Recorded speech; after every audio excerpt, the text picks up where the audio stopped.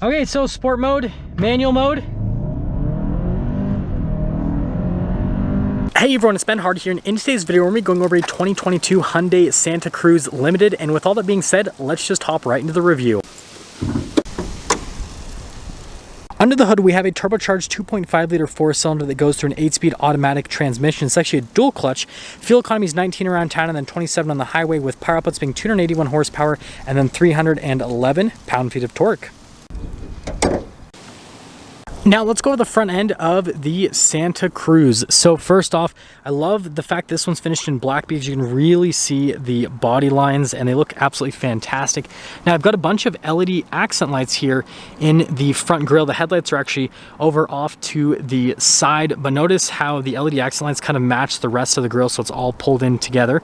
We've got a camera there below the Hyundai logo, and yeah, overall everything looks really good from a front end perspective. You guys will notice that this looks very similar to other Hyundais, but yeah, definitely love the front end. Now, coming around the side here, we've got two 45mm tires wrapped around 20-inch wheels in the front and over in the rear as well. And then as for the design on the wheels themselves, I think they look really cool, how you have the silver on the top and then how everything's blacked out just down below, so it kind of makes it look like the wheel is floating in a sense, and also how they put those there to kind of add to that effect. And then also got the fender flares, pop all the way around with the little Santa Cruz there off to the side, and then notice that plastic molding continues all along the side here of the Santa Cruz, and then notice everything else is pretty much body painted other than that protection there off to the side. And then here's your full side view where you can now see the truck bed.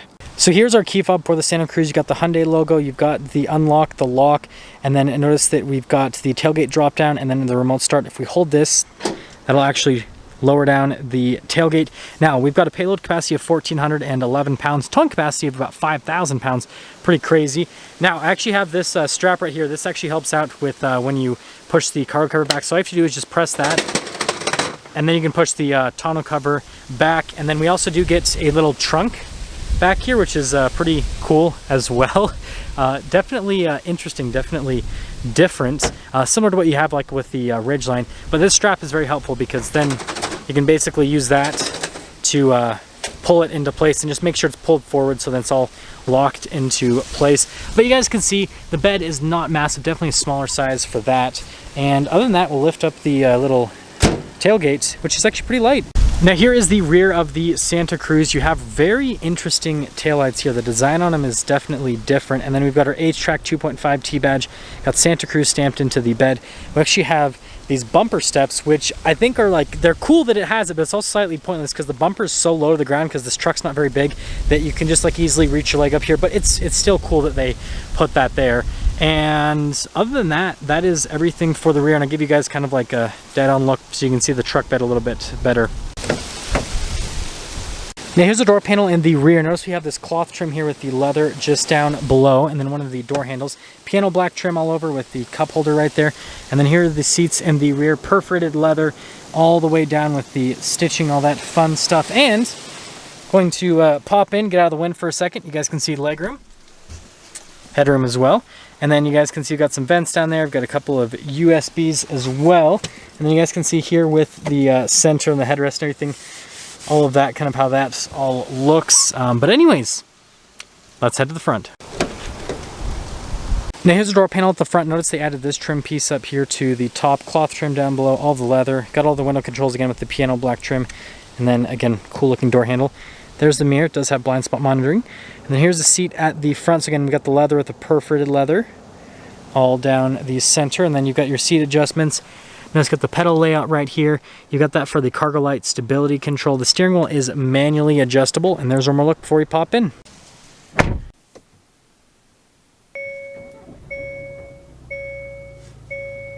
So here's the steering wheel with the Santa Cruz. You got leather all around the steering wheel, and then you guys notice the nice metallic trim, and it continues into some of the buttons like the lane keep assist and the adaptive cruise control. Now the adaptive cruise control and lane keep assist in this truck is fantastic. Keeps you nice and centered in the lane, and then the adaptive cruise control is its follow function, so it pretty much drives itself, which is very nice. And then also you got the paddle shifters there for that 8-speed dual clutch, and then your voice command controls, turn signal, light stock, got the windshield wiper stock, all the normal stuff, and there's the steering wheel. Now here is the center gauge cluster. You've got some different menus you can scroll through here for the truck. I like how you have the fuel economy there front and center. That's definitely a nice little thing to have.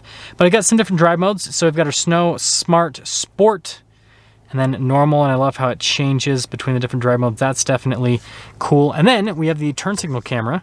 So notice that each time you turn the turn signal, it does that. If you guys are wondering from a fuel economy perspective, I actually drove this before I did this portion of the video, so I kind of decreased the fuel economy a little bit. So if you're around 70 miles an hour on the highway, you'll get about 30 miles per gallon, roughly. But if you're driving like 80 plus miles an hour on the highway, then the average kind of dips to the mid 20s, roughly. So just kind of take that into account, I guess, and yeah, that's all for that. Here's the infotainment system. First off, if we pop it into reverse, notice we got a backup camera with trajectory lines that turn with the steering wheel. And then you got that bird's eye view. And then notice that would help you with hooking up to a trailer. And then you got the side views. And then if I pop it over into drive, notice that it gives me a front view right there. So it helps out with parking a massive, massive amount. And that's not all for the camera system. So notice you can press this and then you can basically go back into the camera. So you don't have to be in drive or reverse for the camera to be available to you. Now, as for the rest of the infotainment system, response time is great. It's easy to use. And yeah, I don't know what else to say about it. Like, it's just a really good infotainment system. I think it's very nicely integrated into the dash.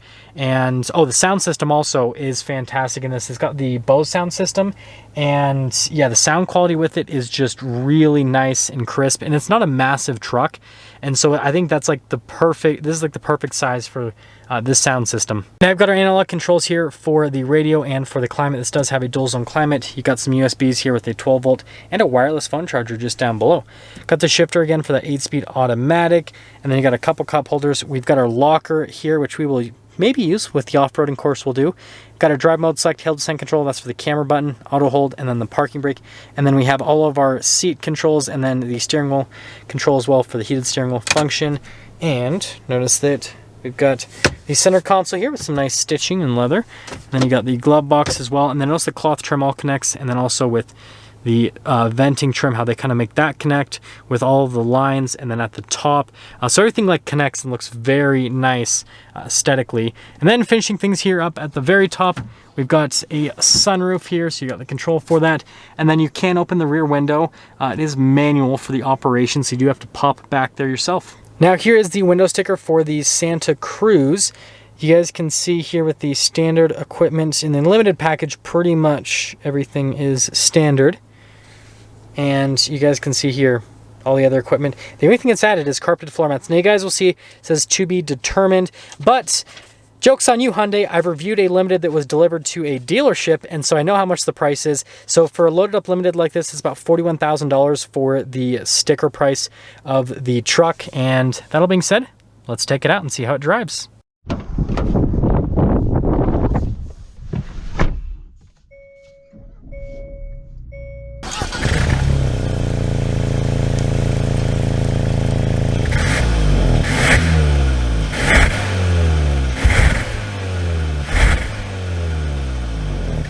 So let's talk about visibility before we set off here in the Santa Cruz.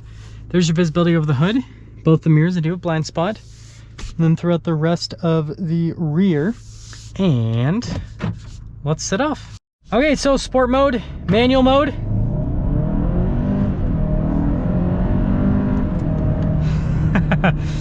It is quick, let me tell you. It's quick for a little pickup truck thing. It was weird because Hyundai like initially released it and they're like, it's a little pickup truck, and then they came back and they're like, oh, it's not actually a pickup truck, it's a different type of sport utility vehicle with the truck bed. I don't know, I don't care what people classify it as. I still think this thing is awesome. So from a driving characteristic perspective, first off, it's really smooth and comfortable, and that's one of the benefits of having a unibody vehicle versus body on frame like what most trucks are, is you have just a really nice, smooth, comfortable ride quality on the road, right? And it's very easy to drive. It handles great as well. There's just a lot of benefits to it, and you guys can see here with the handling and also the turn signal camera that we went over earlier. It handles really flat. You don't get a ton of body roll like what you'll get with most pickup trucks. Yeah, it's quick. It is quick though. The dual clutch is kind of interesting. So it's an 8-speed dual clutch, and Hyundai uses wet dual clutches. And so they're not as obnoxious as what you get with a lot of dual clutches at low speeds. You still do feel a little bit of kind of like shaking at low speeds where the transmission's like, I don't really like to do the crawling type stuff. But once you're up and moving, it's very smooth. It feels like the 8-speed from ZF, right? Their 8-speed automatic. It feels very similar to that at higher speeds with the shift times and with the smoothness of the shifting as well.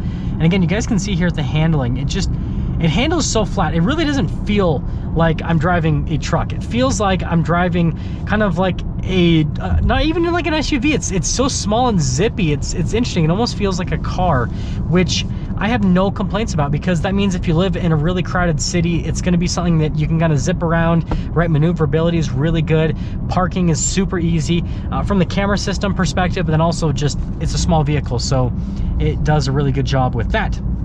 Now moving on from that, obviously we talked about the payload and towing capacity. This thing's super capable. 5,000 pounds towing capacity, and it has a payload of 1,400 pounds. I think that's super good. And also, people, why are you walking on the side of the road with no sidewalk? I do not know what they're thinking. So yeah, that is all really good as well. And then if we move from that to talking about just kind of what this truck, I guess, is like to live with, because I have been driving it for a daily basis. On the highway, it's really good. Gets good fuel economy. I am lowering it by speeding around here, but I had a highway drive where I got over 30 miles per gallon, and then the rest of it I've been averaging like mid-20s, but that's because I've been driving at higher speeds. If you drive it around 70 miles an hour, you'll be able to get over 30 miles per gallon easy. If you drive it like 80 plus miles an hour, then you're going to be mid-20s, which is still really good for a pickup truck thing, whatever you want to call this. We're going to pop it in the manual mode so it goes into a couple higher gears. But yeah, moving on from that, I guess that we have to answer some questions. Should this be considered a truck? And in my opinion, yes. I know that, again, Hyundai kind of came back and said, oh, it's not really a truck, but here's the deal. It has a truck bed. It tows 5,000 pounds. It has a 1,400 pound payload capacity, which is all very capable. So like, yeah, it's not body on frame. And yeah, the truck bed isn't massive, but it still does truck stuff. And so I don't really care what this is considered. All I know is it's super capable, and it's very reasonable from a vehicle perspective. Like, it's just, you don't really concede a lot. It's got a lot of safety tech. It's comfortable. And so I guess overall, I'm actually a huge fan. I guess the only thing that is a little bit iffy for me on this is just the pricing. It's pretty expensive, about $41,000 for a loaded up limited like this. And yeah, that's a lot of dough. I mean, that's the same price point that you're looking at with a lot of mid-sized trucks, and this isn't quite as big as those. It has a similar payload capacity, but it's just not quite as big as a mid-sized truck. And then moving on from that, I mean, you could get some half-ton trucks, base models given, or a used half-ton truck somewhere in that price range. So yeah, it's just, it's a little bit expensive. That's the only thing I can really knock this for. Other than that, it looks good. It drives amazing. It's very capable, and I'm all about it. It's a little bit pricey. Now that's gonna sum things up for a video on this 2022 Hyundai Santa Cruz Limited, and I'll see all of you in the next video.